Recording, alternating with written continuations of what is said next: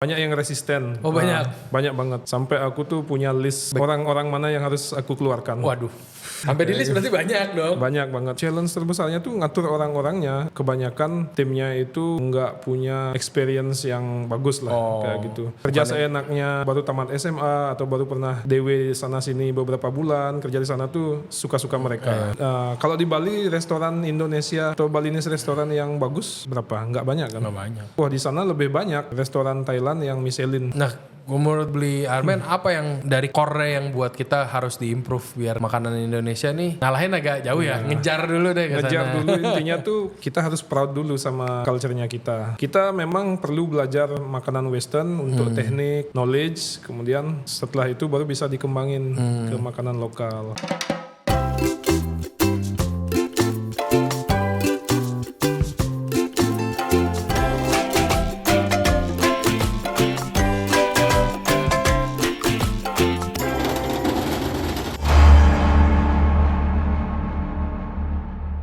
Welcome to On The Pass, FMB Podcast berkolaborasi dengan Backdraft Project dan Regensen Radio. If you like to hear all about F&B industry, people, and lifestyle in Bali, here's the place. Hari ini guys, kita ditemenin sama chef yang udah kita tungguin. Setengah tahun kita nungguin doi ini. Wah, ini beliau kemarin sibuk dengan segala kiruk pikuk dapurnya dia sampai akhirnya sekarang udah jadi Ronin nih untuk sementara waktu, udah tidak bertuan, free agent lah ya, udah kayak Cristiano Ronaldo mau kemana nih abis ini. Nah, ini tanpa panjang lebar lagi, mari kita ulik ini kehidupannya beliau ini. Mari kita sambut Chef Armen. Hi guys. Waduh. Thank you for akhirnya, having me. terima kasih Bli. Sudah datang berapa lama nih kita nungguin? Lama lah ya. Beberapa bulan mungkin. Beberapa bulan. Ya. Ini soalnya kenapa kita nungguin Bli Armen ini datang ke sini ini ada zamannya itu Bali anak-anak dapurnya yang keren-keren tuh banyak kan dari bikini, bener gak Bli? Bikini restoran. Iya, bikini restoran. Sekarang juga kan komret-komretnya Bli Armen udah jadi orang semua lah. Udah megang tempat. Udah penguasa Bali semua.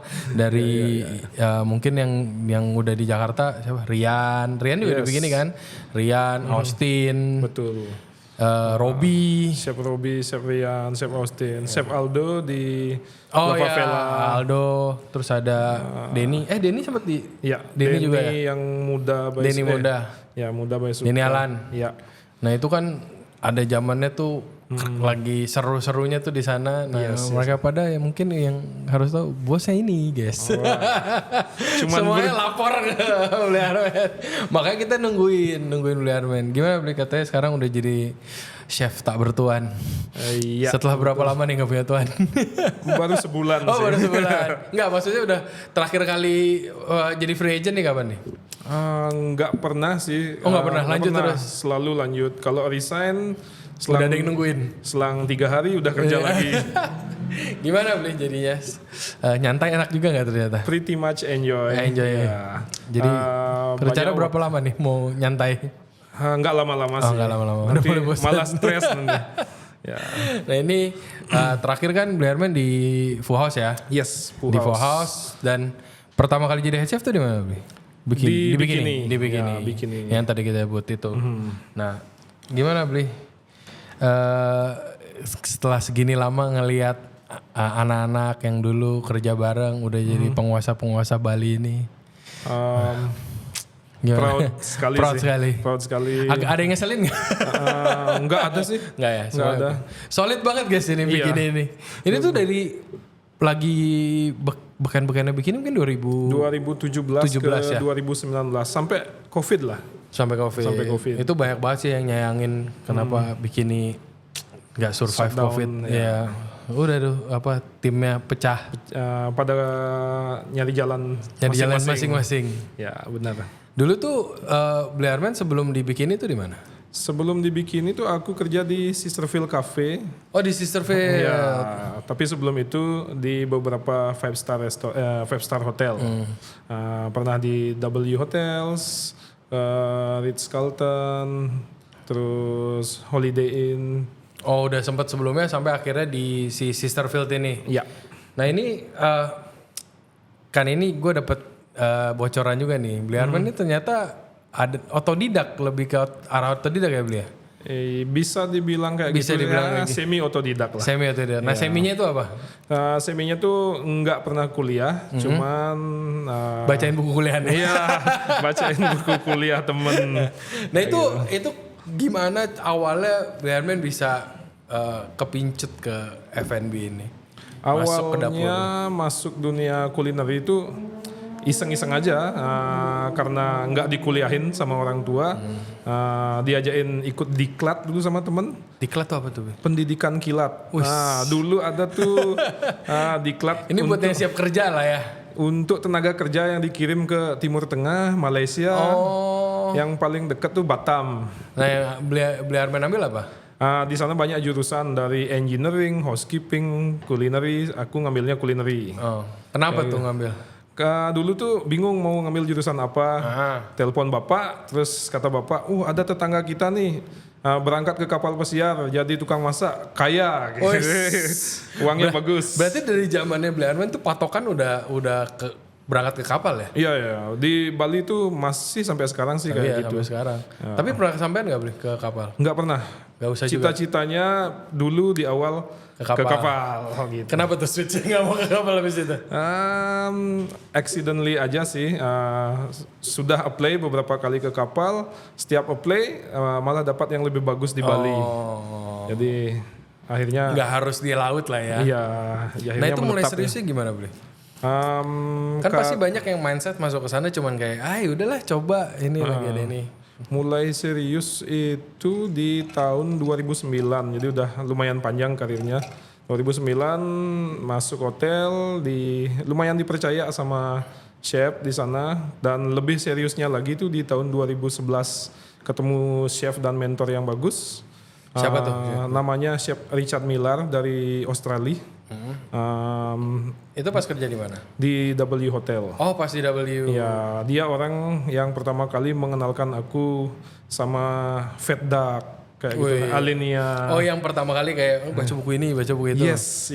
Dia kayak di luar negeri tuh ada loh tempat kayak gini, mikirnya tuh sampai ke molekular, bla bla bla.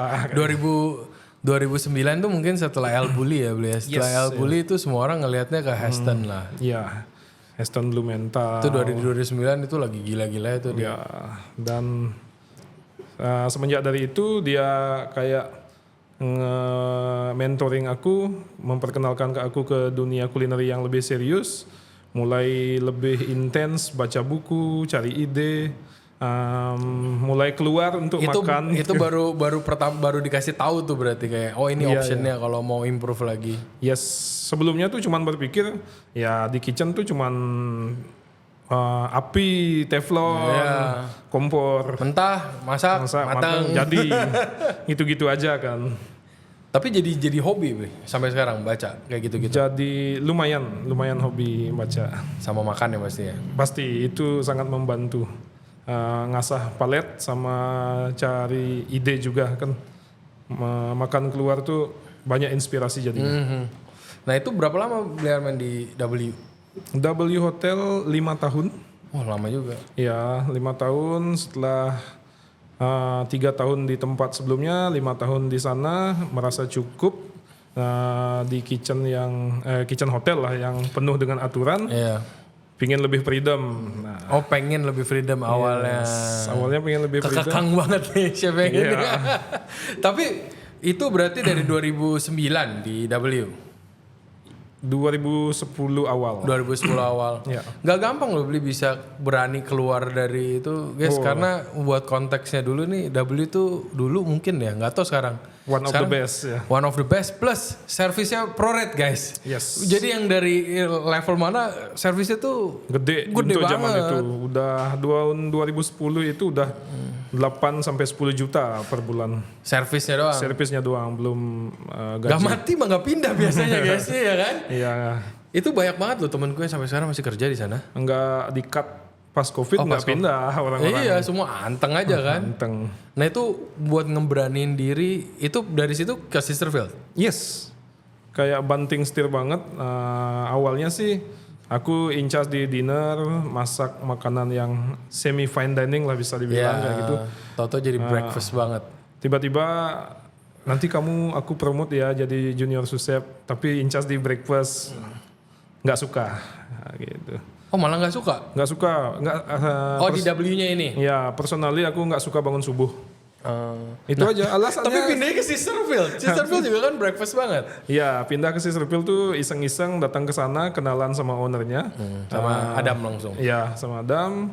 Tiba-tiba ditawarin kerjaan, ya udah tak ambil.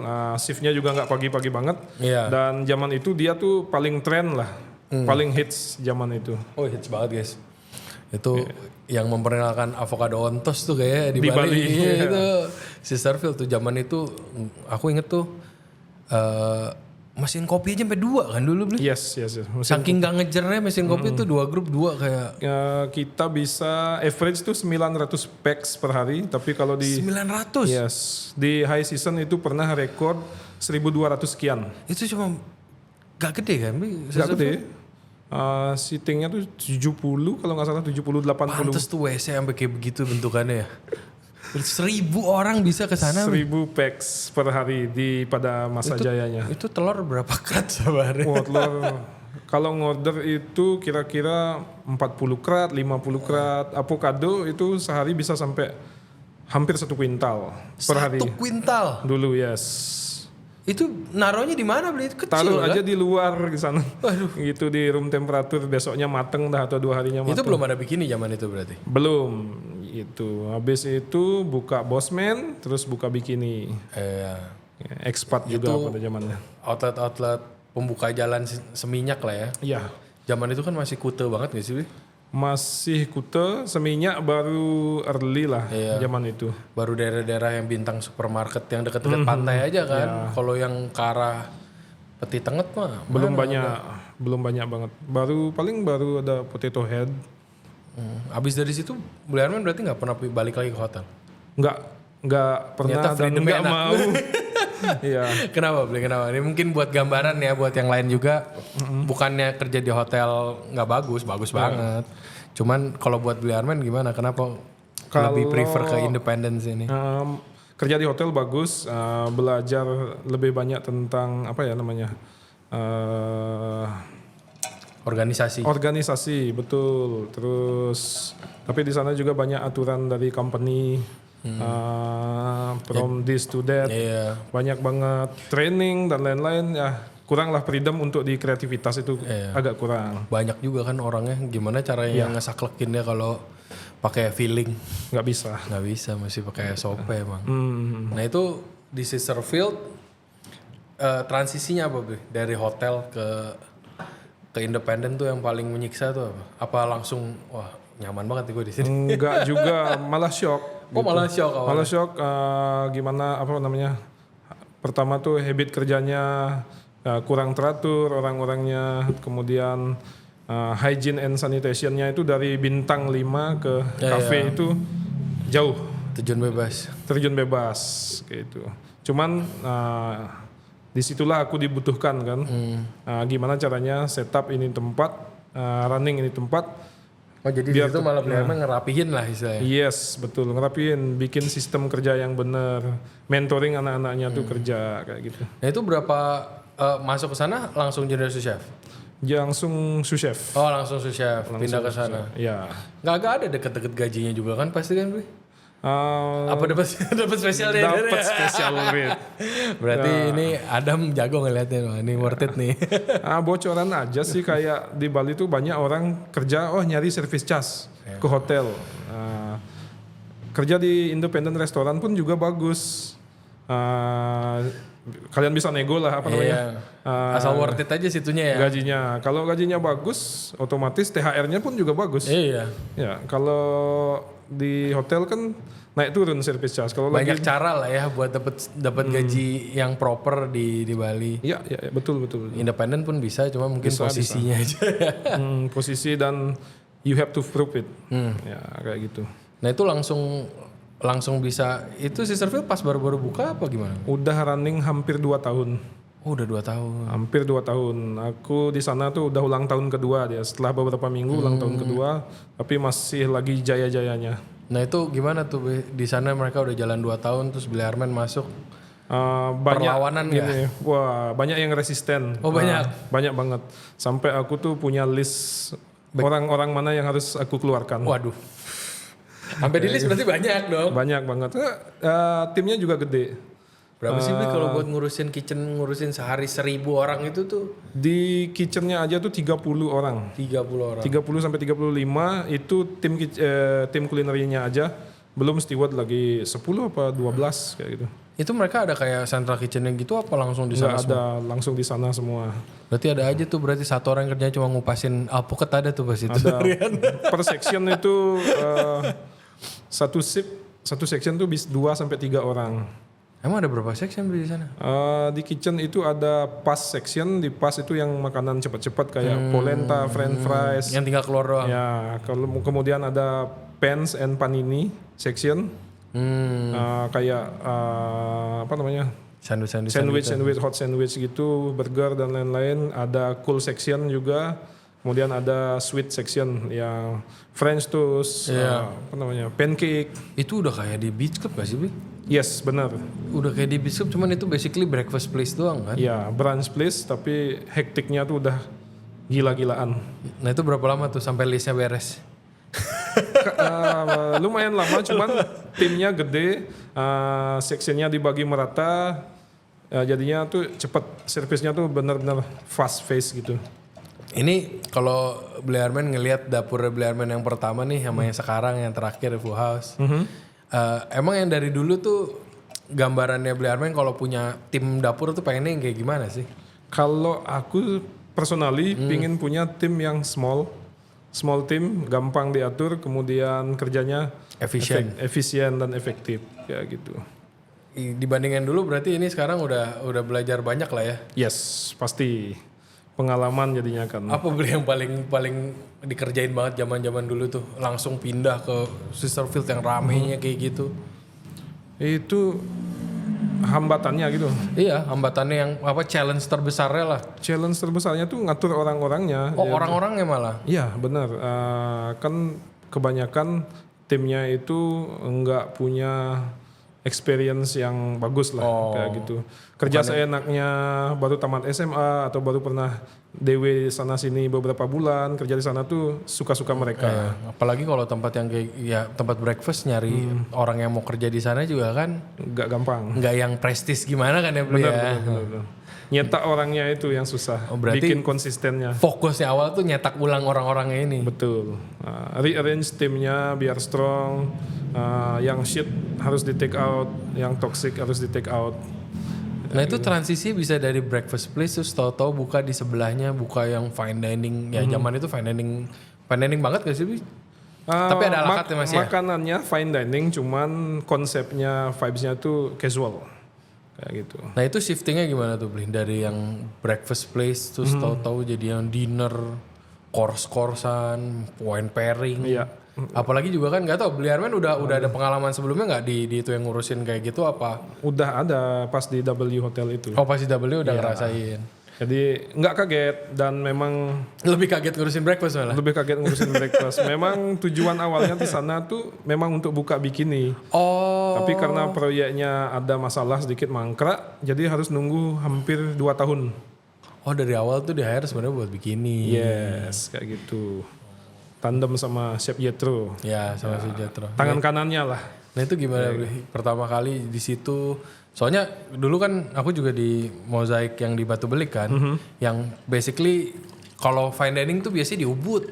Betul. Kalau Jadi- nggak di 5-star hotel. Iya di 5 star hotel. Jadi kan pasti kita kan banyak ngeliat tuh customer yang datangnya kos kutangan, yang nggak ada ekspektasi main masuk aja. Nah itu ada pergumulannya nggak tuh di situ? Di awal ada sih kayak gitu, cuman kita nggak mau nge-brand diri kita benar-benar kayak fine dining. Ya siapa aja boleh masuk. Yang penting nggak pakai kaos kutang. Kalau ada yang pakai baju berbintang gitu, Ya paling sering itu kan, Iya. bintang ya pasti. kita sediain kok kemeja beberapa size gitu sama apa namanya jas. Jas. Ya. Jadi masih bisa diterima lah ya. Iya. Tapi konsepnya lebih ke apa sih itu beli? Sharing bikini itu? dining gitu. Oh sharing plate juga? Sharing plate gitu, cuman makanannya plated Serius aja? serius aja. Serious food in not serious way gitu. Itu berarti kan lumayan dari 2 tahun setelah Bliarman pindah berarti lumayan lama kan, ada 5 tahunan ya di bikini. Nggak nyampe? Nggak nyampe sih, sampai COVID, sampai 2020 tutup bentar, dibuka lagi beberapa bulan kayak setengah tahun baru permanently tutup. Nah itu gimana beli anak-anaknya buat ngurusin balik lagi? Pengen tahu nih cerita-ceritanya pertama kali ketemu Rian, ketemu Robby, ketemu Austin. Ini kan mungkin gara-gara kerja di bikini juga kan pasti beli yang attract orang-orang yang kayak gitu pada mau apply di bikini. Ya, yang pertama nge-track mereka tuh pasti karena style of foodnya. Pada zaman itu kan keren lah. Oh iya, revolusioner lah. Ya, gaul banget makanannya, kekinian pada zaman itu. Itu berarti dari sebelum itu di daerah situ paling apa? Teatro paling ya? Teatro, Iya. Itu aja sih teatro kalau nggak salah. Iya, habis teatro ya udah bikini. Kalau yang paling dekat selain itu Nusa Dua, si Kayu Putih. Nah, iya. Iya itu ya cuma kan jauh banget. Jauh banget, ya. Kuka Jimbaran. Iya, buka. Nah itu gimana tuh beli pertama kali udah mulai masuk ke sana terus mulai banyak yang lucu-lucu ini pada datang nih. Anak-anaknya kan udah mulai yang aneh-aneh kan yang apply kan pasti kan. Jadi yang nge-play itu memang banyak, cuman itu dipercayakan ke aku untuk hire timnya. Running bisnisnya tuh di kitchennya tuh aku yang running. Kayak gitu. Berarti operational manning Semuanya aku. Bliarman yang ngurus. Iya. Aku memang pengen bikin tim itu yang beraneka ragam orangnya, nggak monopoli orang Bali aja. Kalau orang Bali obrolannya itu aja, kalau nggak ngobrolin Banjar, layangan, mabuk. Lah untuk Bliarman yang ngomong, kalau saya ngomong panjang nih. Ya, sad but true. To be honest, gitu aja. Aku mau add Other touch lah ya. Other touch di sana, mulailah masuk orang-orang dari luar Bali. Sebenarnya siapa yang pertama kali masuk? Yang pertama kali masuk tuh dari orang luar Bali tuh openingnya tuh Robby. Oh Robby yang pertama. Ikut opening Robby, ada Indra di sekarang head chefnya Numero 4. Oh. Kemudian Andi Gasta, head chefnya Naked Tiger. Oh. Terus baru masuk Austin, Aldo, Ryan. Tapi zaman di W pun mostly isinya masih orang Bali ya beli? Lebih dari 50% kayaknya, 70% kayaknya. Oh 70% orang Bali. Nah ini berarti pertama kali Bliarman mulai masuk timnya lucu-lucu nih? Biar ada kompetisi aja. Gitu. Oh emang Bliarman pengennya ada kompetisi? Yes, di kitchen tuh kurang alive, kurang sehat kalau nggak ada kompetisi. Kayak gimana gitu. Kurang maju lah. Biasa kompetisinya emang ngapain sama mereka-mereka ini nih? Kompetisinya tuh Kayak yang praktis yang menurut Bliarman sehat buat mereka ngadu skill lah istilahnya. iya, ngadu skill. Orang-orang nih datang misalnya udah pernah kerja, ada yang pernah kerja di Kuala Lumpur, ada yang pernah kerja di Aussie. Dia tuh bawa skill sama knowledge-nya mereka. Jadinya tuh yang lain merasa terpacu. Ada transfer knowledge-nya tapi Transfer knowledge juga. namanya anak muda nggak mau kalah juga. Betul. Biasanya gimana itu mereka-mereka itu? Suruh R&D, Bliarman suruh mereka R&D kayak coba ini, coba itu apa gimana? Kita dulu pernah punya namanya Saturday Night Project. Setiap hari Sabtu malam after service diundi. Siapa yang keluar namanya itu harus present ideas. Wis. Bikin dish lah gitu satu. Keren banget. Kayak gitu. Jadi setiap minggu diundi siapa dapat setiap gini. minggu gantian. Gantian, dua orang. Itu berjalan berapa lama tuh? Lumayan lama. Jadi, Tradisinya itu. Ya di-push untuk berpikir kreatif, bikin dish kayak gitu. Gila. Jadinya enggak monoton. Ya, asik, ada tantangan kayak gitu. Nggak yang abis ini kita nongkrong di mana guys? Ya. Isinya gitu lagi. Tetap aja ada gitunya. Ya namanya anak muda mah ya. Ya, tetap. Yang paling lucu apa belum mereka ini bikin? Pasti kan awalnya mungkin dari awal pasti ada transisinya dong. Yang pas bikinnya masih bingung-bingung. Terus pas mulai culture jalan kan pasti makin keren tuh. Ya. Makin nggak mau kalah. Nah itu awal-awalnya pada bikin apa mereka? Nggak biasa dong pasti mereka disuruh gitu-gitu. Kebetulan sih aku sebelum bikin program itu tuh udah bocorin ke mereka, jadi mereka udah prepare kayak gitu. Jadi nggak ada hal lucu aja sih. Jadi emang udah di well prepared. Ya. Ayo coba bikin. Dan di sana juga ditekankan tidak ada ide yang bodoh, tidak ada ide yang konyol. Semua ide itu welcome untuk dipresentasikan. Coba-coba aja dulu lah. Ya, anything, mau tradisional, mau hyper fine dining, terserah. Mau bikin apa, yang penting masuk akal aja cost-nya. Enggak Saturday night project tapi pun cost-nya Boncos. meledak. Iya. Kayak Semua gitu. ujung-ujung kaviar berat ya. Iya, kayak gitu.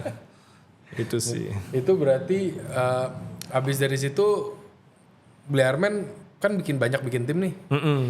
Kayak gitu berarti dilanjutin terus tuh.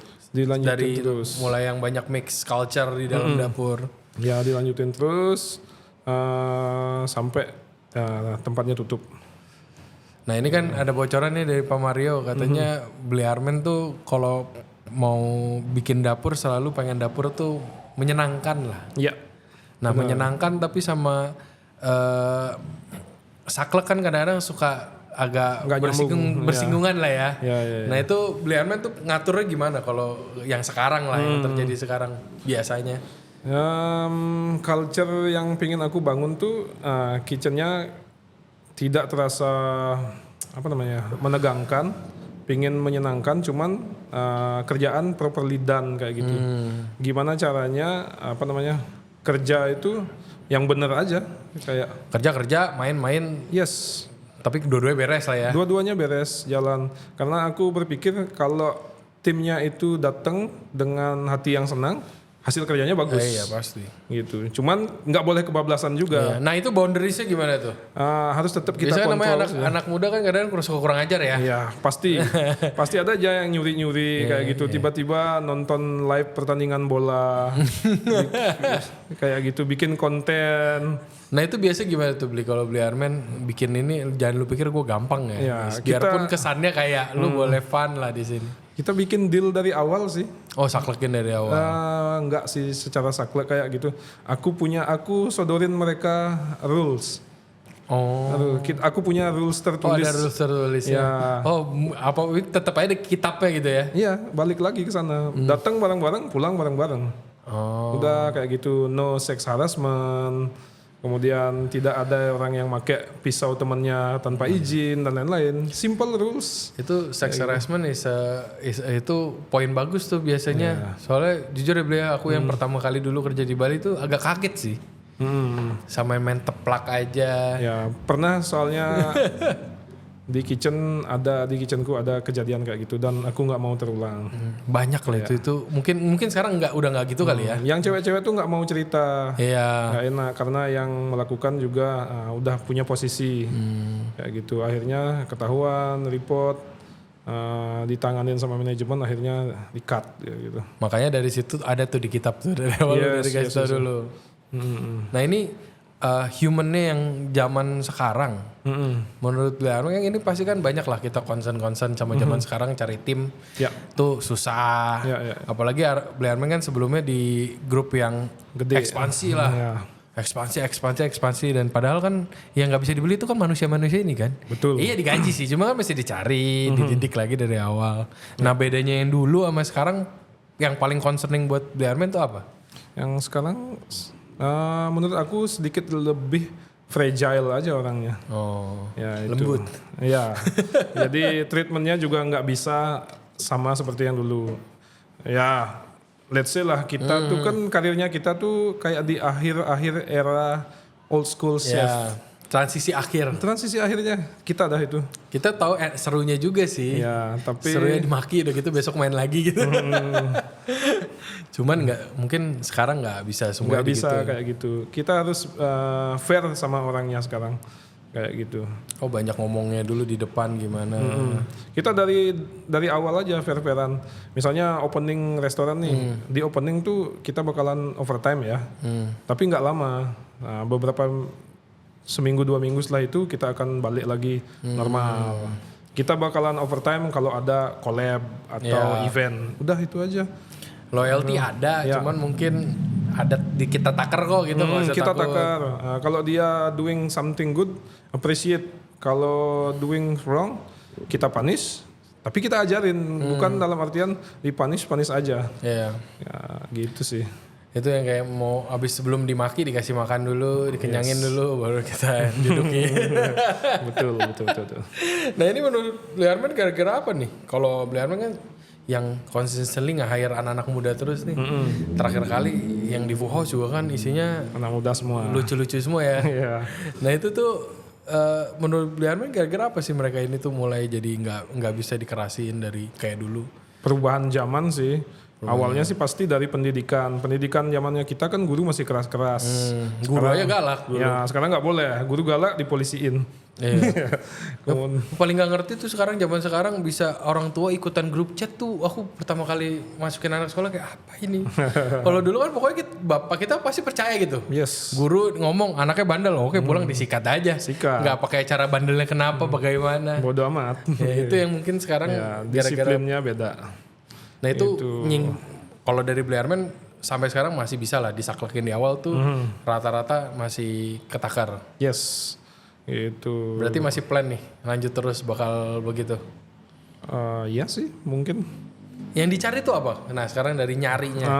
Kalau dari ribuan orang ini nih yang nge-apply nih biasanya. ngebentuk tim itu yang pertama kan dari lihat dulu CV-nya kan, habis itu kita saring interview. Pertanyaannya tuh yang pertama dia mau jadi apa 2 tahun ke depan, itu dulu tanyain. Biasanya jawabannya apa beli? Aneh-aneh sih, dia habis itu ada yang pingin jalan-jalan, ada yang pingin santai-santai, berarti nggak serius. Iya. Seriusan di interview nanya 2 tahun ke depan mau jadi apa, mau nyantai-nyantai? Iya ada. Ada yang nanya, oh gajinya berapa beli segini-gini? Oh lebih enak jadi Gojek dong. Gojek dah. Itu sah-sah aja kayak gitu. Dia apply DW tapi mau gaji kayak staff kayak gitu. Tapi berhubungan dengan pengalamannya belum ada, tawarin dulu kayak gitu. Dia ngebandingin, nggak masalah kayak gitu. Nah sekarang kalau Bliarman nyari yang udah ada posisi nih, zaman sekarang kan banyak banget yang kalau mungkin zaman dulu kerja 3 tahun di dapur jadi CDP kan agak mustahil ya kalau zaman dulu ya. Kalau sekarang kan sangat possible. Sekarang sangat possible. Nah pasti kan nyaring yang anak-anak baru yang buat DW, buat komi. Ini kan maksudnya nggak sesulit kalau nyaring yang umur 23 apply junior chef. Wes, yang kayak gitu-gitu. Nah, kalau Bliarman tuh nyaringnya gimana? Ini kan harus lebih hati-hati kan? Pasti. Nah, itu gimana? Banyak kan pasti banyak trik di sana. Nah, triknya gimana? Coba boleh di-share. Yang pertama paling aku tanya, siapa chef favoritnya? Restoran favorit apa? Habis itu aku tanya pernah atau punya cookbook nggak? Baca cookbook. 80% nggak baca cookbook. Kemudian tanya punya pisau sendiri nggak? Udah segitu. Itu patokannya. Segitu dulu. Tapi itu ditanya chef panutan aja itu lumayan banyak loh yang nggak ada loh. Nggak ada. Kebanyakan cuman tahu juri-juri Master Chef aja. Iya. Kayak zaman dulu tuh kalau tahu ditanya chef panutan kamu siapa? Gordon Ramsay. Nah itu pasti dicela tuh. Sampai sekarang masih Gordon Ramsay. Mayoritas masih begitu. Mayoritas gitu. Berarti dia nggak ngulik, cuman sekedar berkarir aja, sekedar butuh posisi. Karena itu tandanya pasti nih orang ngulik, cari tahu lah sekeliling. At least dia restoran terbaik di Bali itu apa aja yang terkenal, yang bagus di Bali. Kalau dia nggak tahu 5 tempat yang bagus itu udah pertanyaan dah. Iya. Itu baru lebih ke detail, tanya ke experience-nya. Ada yang apply kayak sous chef kayak gitu. Oh, bikin apa aja sana, sebutin 5 dish-nya kamu yang paling bagus. Dia bilang ceviche, dia bilang ini itu. Ceviche dari mana? Dari Thailand. Mantap. Ya, kayak gitu. Banyak. Aduh. Nah, itu gimana tuh buat ngelus dadanya tuh? Setelah apalagi di grup gede ya, pasti nge-apply banyak gitu. Banyak gitu. Wah. Itu macam-macam lah pokoknya. Itu ngeselin gak sih? Ya. Itu draining banget gak sih? Sangat-sangat draining. Mesti ngecekin, belum lagi yang janji datang 10, yang datang cuma 3. Ya. Itu kan sering juga kan pasti. Lumayan sering lah. Nah, Bliarman ada gak pesan-pesan buat manusia-manusia bajingan itu? Kira-kira kalau beli ini kan kita pasti punya kegelisahan kan? Iya, kalau intinya tuh gini ya, apa namanya, buat kalian yang apply gitu. Dengar guys, dengar no. Kalau kalian mau apply ke suatu tempat, at least kalian searching dulu tempatnya itu apa. Betul. Orang tempatnya Italian food, kamu basicnya misalnya apply posisi tinggi tapi basicnya nggak ada di sana, ya susah. Kayak gitu. Apa yang mau dihargain dari situnya kan? Pasti aku tanyain itu apa namanya, experience-nya di mana, terus tahu kita dari mana. Jarak tinggal juga kayak tergantung posisi kan. Kalau posisi komi kerja di Canggu, rumahnya di Ubud, berat. Paling 2 bulan lagi kita harus nyari pengganti. Ya, capek kan. Itu kadang-kadang bantu banyak sih. Soalnya ya cari kerja tempat sana deket-deket sana lah. Betul. Kecuali mungkin posisinya udah lumayan tinggi kan.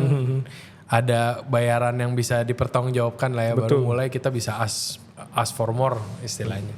Nah ini kemarin kan sebelum buka yang terakhir FOS ini, Bule Armen dapat chance nih buat nge-stats di Bangkok. Iya.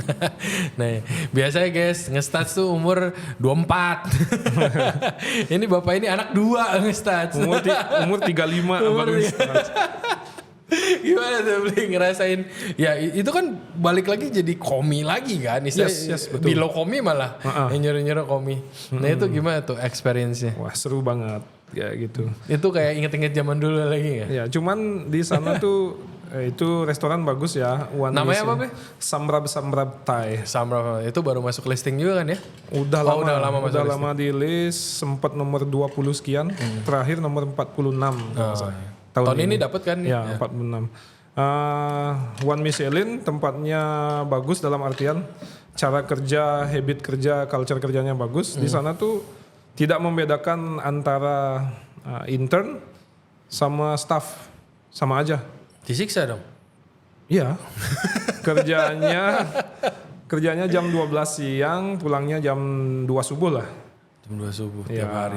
14 jam setiap hari, cuman sangat-sangat enjoy dan orang-orang di sana pun mereka enjoy banget. Sebenarnya kerjaannya tuh udah beres jam 11.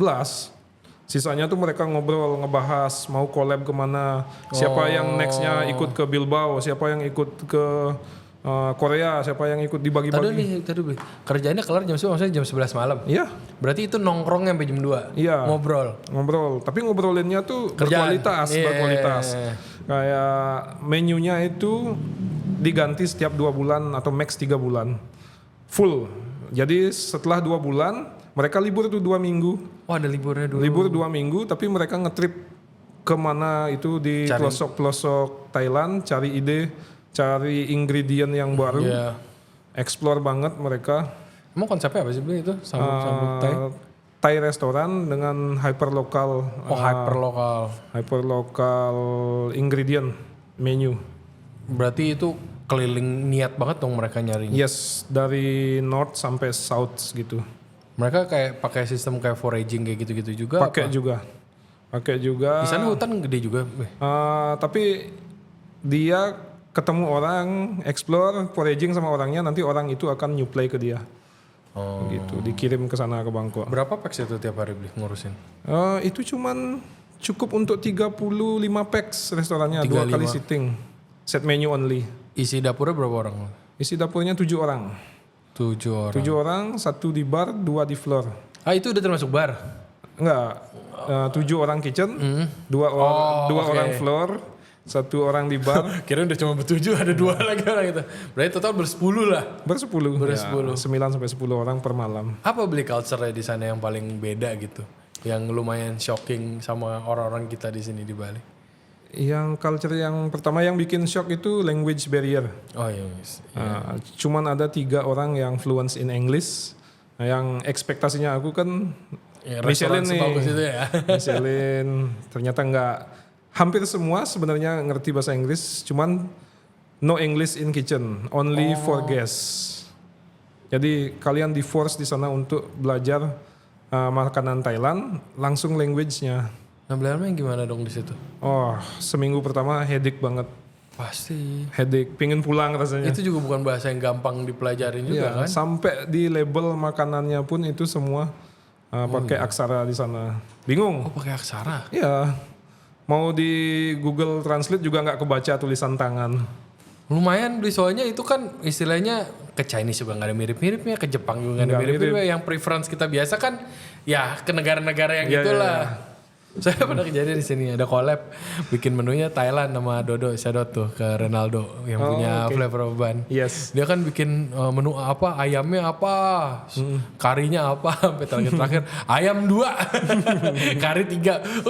Udah buat yang kita yang nggak biasa kan itu alien banget kan? Yes, betul. Sampai di briefingnya pun juga gitu. Dia nggak peduli. Kita yang harus datang ke sana harus belajar culture-nya mereka. Bedanya dengan di sini kan kita belajar ke barat-baratan. Bule yang udah lama bisnis di sini pun belum tentu bisa bahasa Indonesia. Iya. Di sana mereka nggak peduli. Lu datang, lu harus belajar culture-nya Padahal kita. image-nya dari luar tuh kan mereka nggak yang nasionalis gimana juga ya.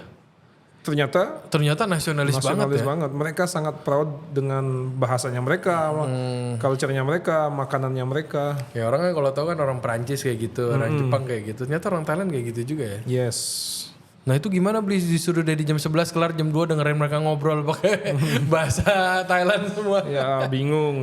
Cuman di minggu pertama tuh kayaknya sengaja dibikin bingung. Mereka mau lihat seberapa niat aku mau belajar. Apa mau nyerah nih? Mau nyerah apa enggak. Ternyata di minggu kedua tuh aku udah pegang section. Pegang section, udah plating. Kalau ada orang dari Indo makan ke sana, dari Malaysia, dari Singapura, aku yang maju. Ya, explain. Gitu, makanannya itu apa. heavy on tourist banget gak Bi restorannya? Yes, rata-rata foodie. Rata-rata foodie all over the world lah. All over the world, kayak gitu.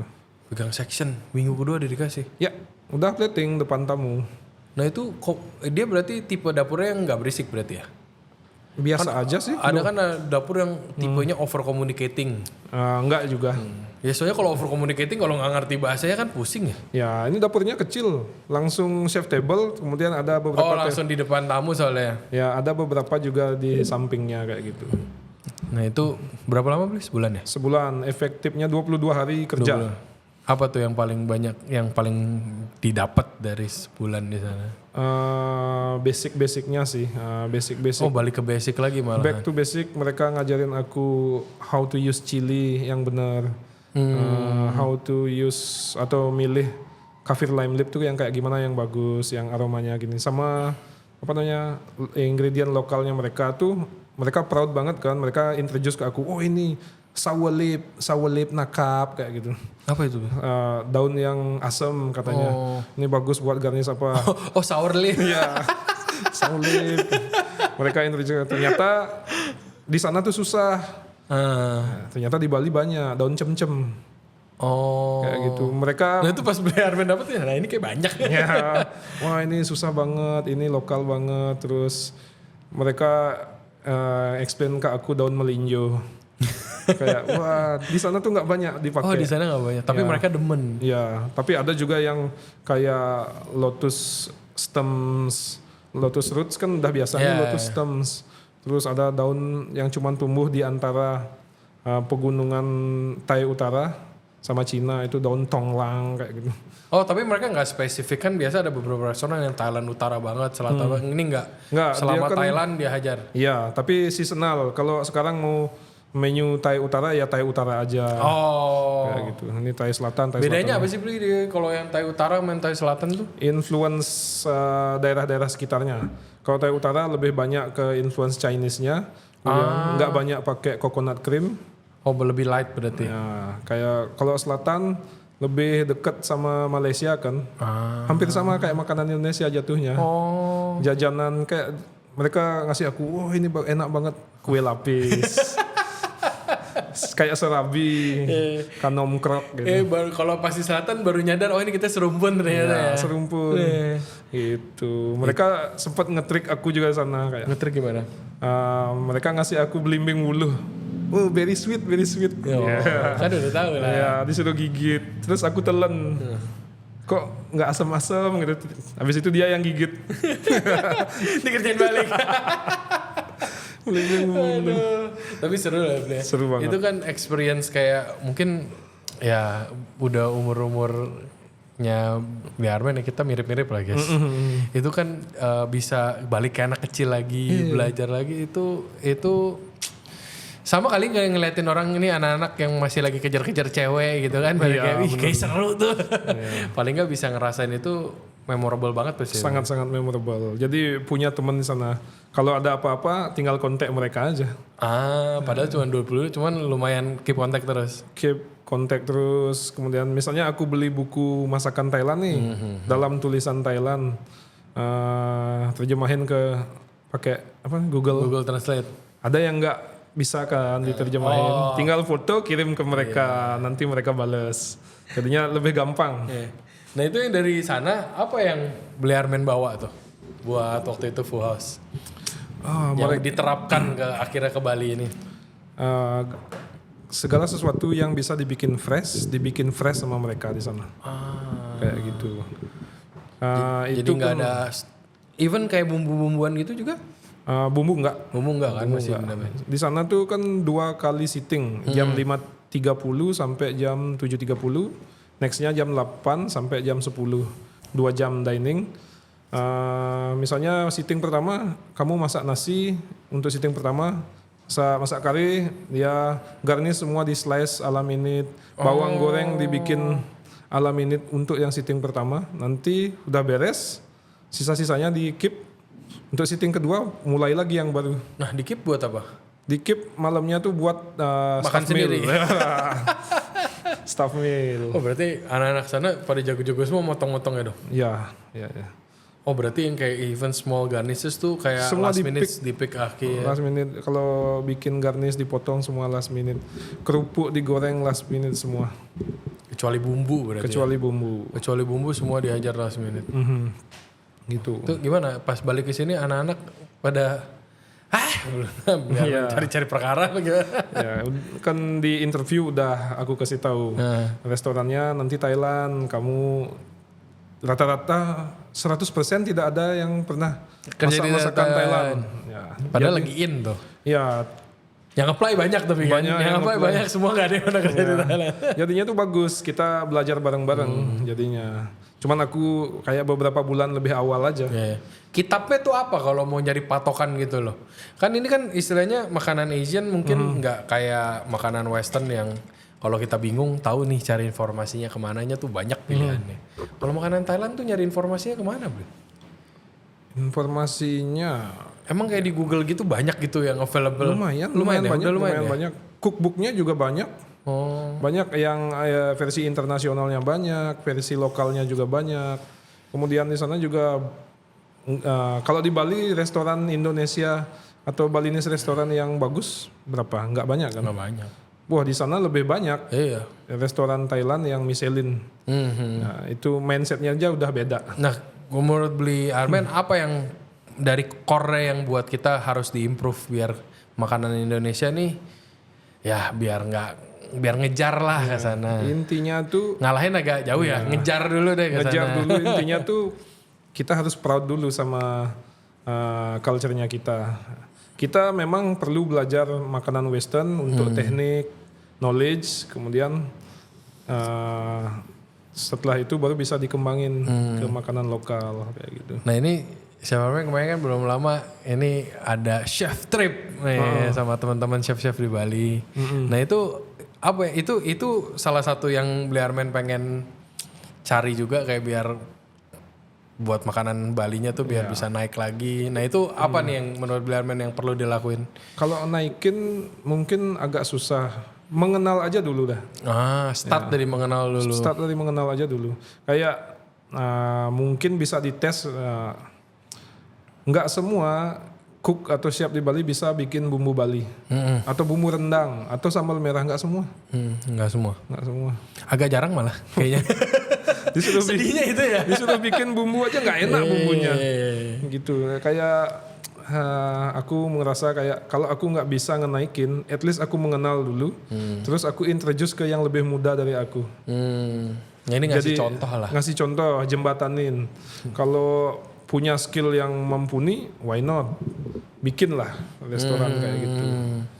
Nah ini nguliknya tuh gimana kalau Beli Armen? Kalau buat yang makanan lokalnya kita lah, makanan Indo.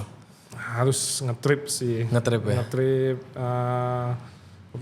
jalan-jalan nggak hanya di Bali aja sih. Aku pengennya tuh sampai keluar Bali juga. Nah yang Beli Armen udah kelilingin apa ya rekomendasi nih? Mungkin yang buat di Bali, buat kalau teman-teman mau nge-trip culinary trip biar makin mengenal makanan Bali. Banyak sih, banyak. Di Bali kan yang paling dominan tuh paling orang tahu babi guling betutu. Iya.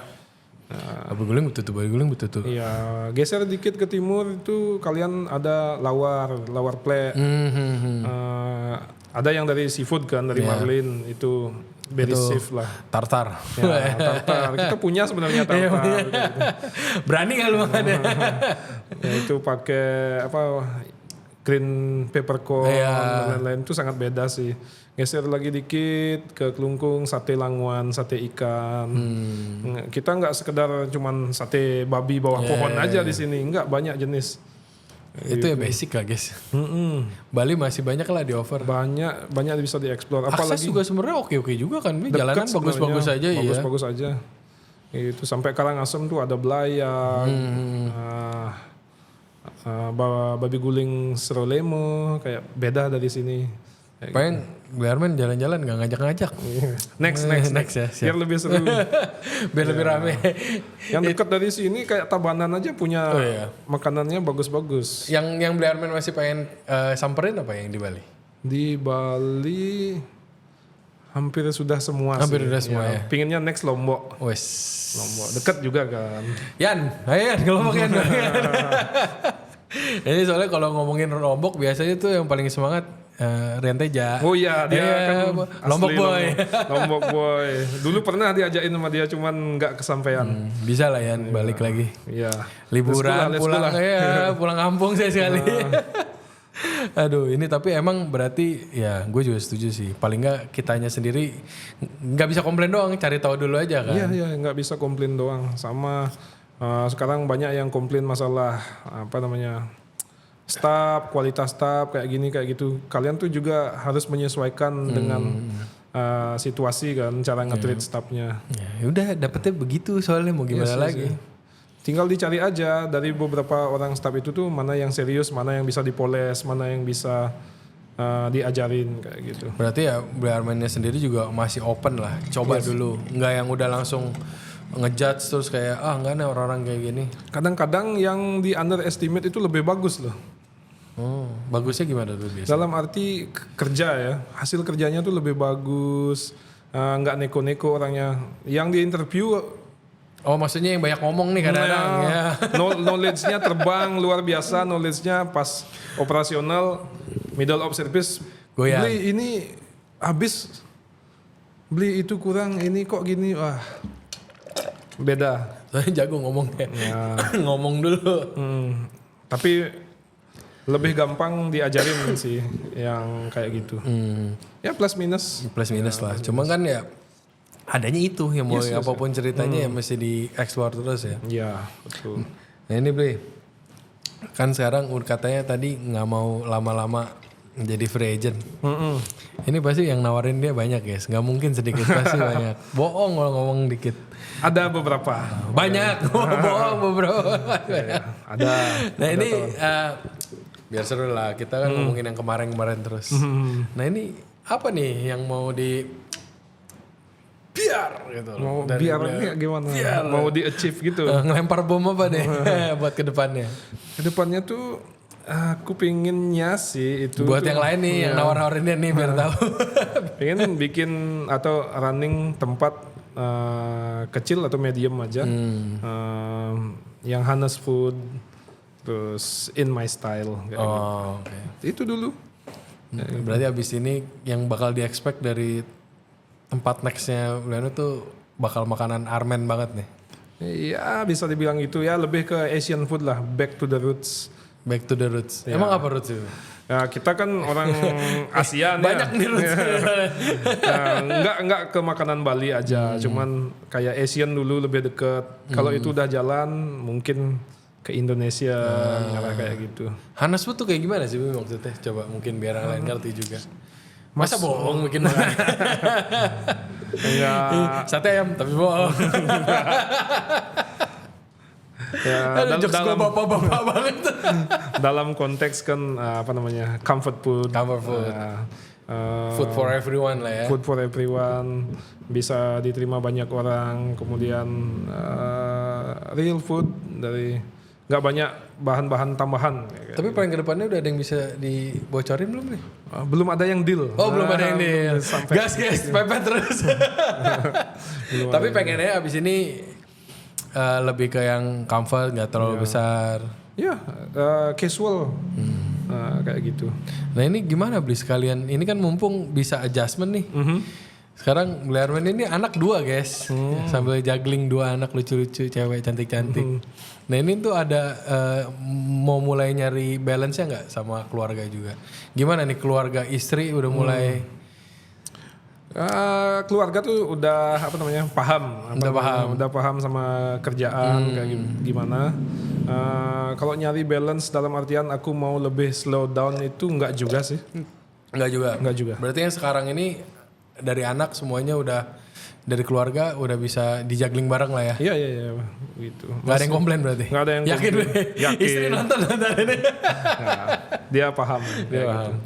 Tapi ini berarti nextnya masih di link masih digarap terus lah ya. Iya benar. Berarti awalnya Asian dulu nih. Ya, pinginnya kayak gitu. Semoga aja ada yang deal. Setiap kali ngeliat Instagramnya Beli Armen tuh kayak, ih kemana nih? Kita masih bertanya-tanya. Ntar kalau udah deal harus ngobrol lagi kesini. Oh siap. Nah ini tipsnya buat yang ya emang kan dari tadi kita ngomong ya nih yang bos-bosnya banyak yang komplain dengan anak-anak yang zaman sekarang lah.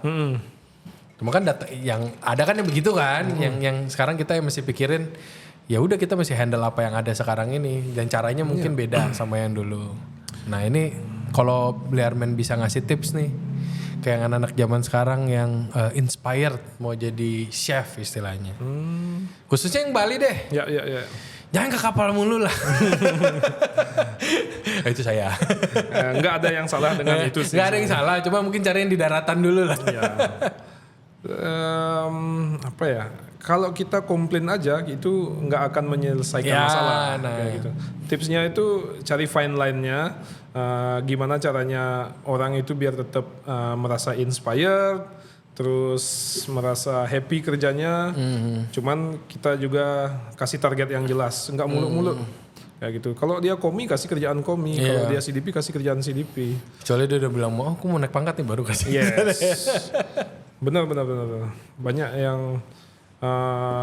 Banyak yang salah juga di staff itu, kayak dia baru CDP tiba-tiba tanpa ada permisi atau nginfo dia act like a sous chef. Tiba-tiba ngorder barang setengah jam di cool room, ngecek temen, ternyata menghindari preparation. Kayak Kedok gitu. aja. Jadi banyak terjadi kayak gitu. Kalau kamu ngerasa memang udah siap, lebih baik minta kamu dulu lah. izin dan ngomong ke leadernya, ke chefnya atau sous chefnya, I'm ready for the next role, kasih aku kesempatan. Nah, kalau chefnya itu ngerti dan baik, pasti akan dikasih kesempatan kamu buat nunjukin kayak gitu. Ini kan sebenarnya juga makin sekarang Bali sempat ramai kemarin sejak COVID, sekarang turun lagi. Tapi kan emang opportunity-nya di F&B masih kencang gak sih Bli? Istilahnya kalau kita nyari-nyari anak-anak lah, lihat maksudnya kalau mau jadi ambisius tuh. Oh, lebih gampang bahkan sekarang untuk coba nyari kerja di luar negeri sekali-sekali guys. Kerja di sini tuh istilahnya nggak tahu ya, correct me if I'm wrong. Kalau di sini itu nyantai kan istilahnya, senyantai-nyantainya tuh bukan yang istilahnya nggak ada kan kita di dapur tuh sistem sabotasean kayak gitu tuh masih nyaman banget lah kita di sini. Mau buat bersaing dengan sehat tuh nikmat lah. Terlalu enjoy. Iya, bisa sambil happy-happy. Kalau di sana tuh kan stressful banget kan. Gitu. Nah itu cobalah guys kerja, cari tahu dulu sekeliling. Cari tahu, explore, coba hal-hal baru. Keluar negeri, nggak ke kapal aja. Kayak gitu. Aduh, sebenarnya kita disclaimer dulu. Kita nggak membenci kapal, cuman maksudnya kalau aku pribadi ya, Bli ya. Kalau let's talk about money, Good. mending keluar sekalian lebih good lagi menurutku lebih ya. good, Iya, lebih good lagi. Dibilang susahnya mana ya kalau mau gampang mah tiduran aja di rumah. Ya, Gak gampang juga kan ke kapal. nggak gampang juga. Instant money, living cost-nya kan nggak ada di sana. Itu yang jadi Bawa pulang pertimbangan. bersih lah, bersih. ya. Bersih kalau di darat kan nggak kayak gitu. Cuman kan kalau menurutku sayang aja sih kalau masih muda nggak yang soalnya kalau kita keluar let's say kayak kemarin Bliarman ke Thailand kan pasti berasa hidup di Thailand kan. Yes, betul. Seumur hidup tuh berasa nih Thailand gini. Jadi itu kamu ada kesempatan untuk explore dan embrace the culture di sana. Iya. Kayak gitu. Bakal lebih ngerti lah. Makanan yang dari sana tuh kamu bakalan lebih ngerti. Ya. Maksudnya banyak plusnya lah di itu. Ya duit juga nggak kecil-kecil amat juga kalau kerja di luar mah. Di Bali juga nggak kecil kok. Kalau kamu punya quality, Iya. mungkin lebih bagus dari di kapal. Iya. Awalnya aja ya. Yes, Cuma kan at the start, yes mungkin kecil. nah itu aku masih penasaran sih Bli. Apa waktu itu mungkin pas pindah dari hotel yang which is duitnya udah oke banget kan. Yep. Itu tuh pergumulannya masa sih sesimpel itu bisa ke independen lagi? Apa deal-nya dari bos itu bagus banget? Enggak. Hampir sama aja dapatnya, enggak lebih gede, bahkan sedikit lebih kecil. Cuman Ya pasti dong kan buat nyaingin W gajinya. Cuman pergumulannya cuman aku nggak suka bangun pagi, nggak suka jaga buffet. Jaga buffet. Udah, gitu aja. As simple as that. As simple as that. Wah, nih keren juga nih, kayak sesuatu yang baru. Oke, jam. Segitu. Tapi dulu jujur ya Bri ya. Ini dulu zaman SSL baru buka, aku jujur nggak nyangka Branch bisa sekeren itu. Zaman itu ya. Yes. Ya siapa sih nggak kerja di dapur nggak ngerjain omelet nggak ngerjain breakfast. Cuman kan zaman itu keren lah. Yes. Itu revolusioner pada zamannya. banget iya. Itu wah gila deh guys zaman itu. Pembuka jalan seminyak itu. Betul. Tapi keren Bli. Ini akhirnya kita bisa ngobrol. Aduh, ini ku sebenarnya pengen buktiin buat yang lain juga. Sekolah itu mungkin penting-penting. Tapi kalau yang paling penting mau belajar ya kan. Niatnya sih. Kalau kamu sekolah tapi nggak ada niat, nggak bakalan berkembang kayak gitu. Nah, buat yang lain nih, Bliarman ada nggak istilahnya rekomendasi buku buat anak-anak nih, istilahnya yang kadung udah nggak sekolah. Iya kan? Kan banyak dong, kan nggak semuanya privilege buat masuk dapur bisa sekolah dulu, bisa nyantai. Kalau bisa bagus hargain tuh. Nggak sekolah terus soalnya. Rekomendasi buku ada banyak. Cuman yang pertama itu adalah belajar bahasa Inggris dulu. Oh yes. Banyak. Mau bacanya gimana? Yes, karena aku kan dari kampung dan aku orang Bali juga, banyak ada omongan itu, wah kerja di kampung, kerja di dapur di belakang, nggak usah bisa bahasa. Itu adalah hal pertama yang harus dibenerin dulu. Karena knowledge-nya itu hampir semua dalam bahasa Inggris. Kalau kamu nggak bisa bahasa Inggris susah. Tapi kalau ada niat bisa di Google Translate bisa. Cuman ribet aja. Nggak efisien. Baca satu buku lama banget tuh. Lama banget. Ya gitu. Setelah itu belajar buku yang tentang basic dulu. Professional kitchen, professional chef itu kan ada volume 1, volume 2, volume 3. Kalau dulu aku setiap sekolah-sekolah yang mahal tuh yang aku nggak bisa bayar sana kan ada buku textbooknya tak beli tuh, soalnya kan ya palingnya biar tau lah perbedaannya. Aku bahkan sampai fotokopi buku dari temen yang kuliah di LCB. Iya, aku juga beli tuh bukunya. Wah nggak sanggup sekolah LCB, beli dulu bukunya. Nah sekarang udah tinggal download aja di Kindle. Zaman dulu, aduh. Ada yang bajakan bahkan sekarang. Ya kita nggak mau endorse itu ya, cuman bener. Cuman kalaupun mau beli yang elektronik tuh sekarang udah availability-nya gila banget. Udah gampang. Nggak usah model iPad, handphone sendiri semua, siapa sih nggak punya smartphone zaman sekarang? Yes. Dulu tuh keluar duit abis-abisan guys. Habis-habisan. Jutaan dulu harga buku tuh jutaan. Sekarang ya masih ada yang jutaan, cuman sedikit lebih affordable lah. Buku basic nggak semahal itu buat mulai. Biasa tuh buku yang restoran lagi beken-beken tuh yang mahal loh. Yes, itu. Kalau dulu aku apa ya? Bukunya Thomas Keller tuh Friends on the mahal luar biasa. Aku punya tuh. Under Pressure Cooking. Itu paling mahal tuh. Ya itu dulu 3 jutaan. Iya nyampe sini segituan sih. Sampai sini. Aku ingat dulu pas aku di Singapura tuh 1,6 kalau nggak salah, 1,6. Ya cuma kan zaman dulu online nggak kayak sekarang. Ya susah, harus nitip sama temen atau orang yang traveling ke luar negeri dulu baru bisa dapat buku kayak Kamu gitu. nggak beli tuh Under Pressure, Boy?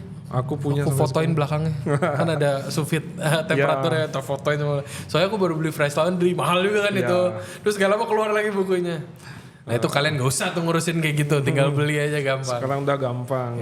Jangan balas-balas membaca kayak, tapi harus diakuin sih budaya literasi di Indonesia itu sangat rendah. Iya. Orang-orang tuh gampang dimanipulasi. Ada konten apa gitu dikit bisa Nggak ada ke trigger, cross-checknya. ke trigger, nggak ada cross check lah ini itu. Main percaya aja. Itu sih. Terus ujung-ujungnya cuma marah-marah kalau salah. Ya, nanti malu sendiri merasa ketipu. Pokoknya baca guys, itu penting banget. Budayakan membaca. Nah ini mumpung ada Bea Armen, ini kan yang nonton kita juga banyak yang orang-orang Jakarta juga, yang di luar Bali. Nah aku pengen nanya chef recommendation dari Bea Armen ini. Kalau buat orang-orang yang mau main ke Bali. Boleh. Main udah kasih listnya, cuman tadi dia datang langsung komplain. Aku nggak ngopi, jadi aku nggak ngerti kopi. Oke skip. Oke, nah ini nomor 1 dulu, local spot. Local Yang, spot. ini doain keliling soalnya nih chef ini nih. Banyak sih. Yang harus kalau ada waktu sedikit harus dicoba tuh apa? Yang Kalau harus bisa dikelilingin DM aja dia. waduh, local spot kalau makanan Bali ya. Saking banyaknya ini. Kalau punya cuman 1 hari. Kalian Jadi harus- pertimbangannya turun di airport ya. Jadi nggak yang jauh-jauh banget lah. Oke, yang nggak jauh-jauh banget Menweti sih Menweti. di Sanur. Sanur. Itu legend guys. Legend banget, enak. Legend. Pagi-pagi. Oh, oh iya, Menweti. Aku ingetnya yang satunya lagi yang malam, Menweti. Yang di Pantai Sanur kan? Yes, betul. Oke. Itu kan ayam. Ya. Nah, yang babinya nih mungkin yang buat yang non halal. Babi itu Satu-satu deh. ada deket tempat tinggalku di Dalung, babi guling Rahayu. Wes. Wah itu babi guling sekarang kan kalau ada yang pedas-pedas banget, bumbunya kencang-kencang banget, ini nggak balance kayak kalau aku makan itu tuh inget kayak babi guling di kampung-kampung Yang buat makan hari-hari lah ya. pas zaman aku masih kecil kayak gitu. Simple tapi enak, bisa dimakan seminggu lebih dari 3 kali mungkin. Sehat. Sehat. Mantap. Nah itu babi guling Rahayu ya beli ya. Oke. Next, coffee skip katanya nggak ngopi. Arak tau nggak Bi? Arak Arak dong, kalau masa udah nggak ngopi nggak ngarak? enggak, bukan alkoholik sih, cuman kalau arak yang enak tuh di Dapur Bali Mule punya arak yang enak. Ada arak kelor, arak nangka, arak mangga. Tapi kalau mau yang deket di Denpasar itu namanya Pintu Merah. Punyanya Ari Barker. Wis. Arak koktil. Wah, enak. Beli itu juga lama ditungguin, susah banget diajakin podcast tuh beli hari. Punyanya Ari Barker sama Angga. Oh, Itu bartender profesional yang mainin arak kayak next level. itu jagoannya Bali itu. Yes. Nah, itu ntar sama Jo dimasukin. Barnya berarti itu juga? Bar enggak. Ada preference lain apa nih bar? Kalau bar aku suka yang casual aja. Apa namanya? Udah mulai bapak-bapak ya? Iya. Enggak suka. Enggak ya terlalu jedak-jeduk. Enggak suka. Apa namanya? Sunset Park di Potato Head. Mantap. Ya, santai, pinggir pantai. Banyak Itu anginnya. cobain guys, itu one of the kind tuh barnya depan pantai. Nah ini kelewatan satu beli dari list. Best date night place. Nah ini sama istri. Ini bingung sih ini jawabnya. Semua chef ditanya sama semua bingung. Best date night place itu kalau buat ngedit, makan cantik ya, lah, kalau ngedit kan tempatnya harus elegan ya, berkesan. Biar istri sekali-sekali kalau mau pakai baju bagus yang kemana nih? Ada 2 sih aku. Ada 2, oke. Kalau di Canggu tuh ada Lulu Bistro. Wes, Itu nice buat date night tuh. Oke, shout out to Austin ya. Chef Austin. Oke, terus satu lagi boleh? Kuka di Jimbaran. Itu juga legend tuh. Legend, makanannya cute. Kalau kamu mau impress pasangan, Ya, apalagi yang nggak begitu into culinary world, wah, Itu menyenangkan sih. blown away mereka pasti. Gila, itu Kevin Serkas tuh legend tuh, diem-diem, nggak diem sih orangnya, cuman maksudnya diem-diem ada terus tuh, biarpun di Jimbaran ya. Yes. Itu kalian harus coba guys. Nah terakhir, nah ini paling dishnya aja, yang paling memorable buat Chef Armen selama di Bali ini. Selamat. Oh, harus di Bali ya? Ya kalau nggak di Bali juga nggak apa-apa. Oke, kalau di luar Bali ada dish yang memorable dan cukup merubah sudut pandang aku tentang makanan ini. Mantap kali. Itu dulu tahun 2017 atau 18 aku ke Singapura makan di Burns End. Wih, Itu ada apa menunya? apa namanya? Stick frites, cuman potato chips sama beef tartar. Di atasnya kayak fucking good. Padahal itu barbecue place ya, malah beef tartar yang memorable banget. Yes, ya. Luar biasa. Dan sisanya juga nggak kalah bagus, nggak kalah enak sana. Itu tempat tuh Mekanya, ngerubah Mekanya perdagingan. ngerubah sudut pandang aku tentang makanan. Dulu makanan tuh aku berpikir kayak wah, Apa yang switching apa emangnya, Bli? makanannya nggak ada garnish, simple, cuman straightforward, kayak enak banget. Jujur tuh, Hannes Food. Iya, real one.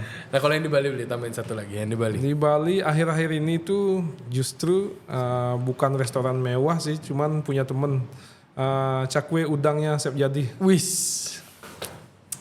Itu cakwe udang pakai dill di atasnya. Iya, pakai Sama enak. Iya, enak banget. Itu di Fatco ya. Yes, Petco. Harus datang guys. Di Denpasar juga ada selip-selipan jagoan-jagoan Bali lah, ada satu. Yes. Mantap. Luar biasa itu. Thank you Bli. Sudah menyempatkan Sama-sama. waktunya, akhirnya kita kesampaian ngobrol. Thank you for having me. Thank you. Jangan kapok ya. Tos dulu, Bli. Jangan kapok. Nah ini Siap. buat semuanya kalau masih penasaran sama Bli Armen, follow kemana nih? Follow IG ku Armen_Putu. Armen_Putu. Oke. Thank you Bli, udah nyempetin waktunya. Thank you guys. Nanti kita ngobrol-ngobrol lagi, closing dulu.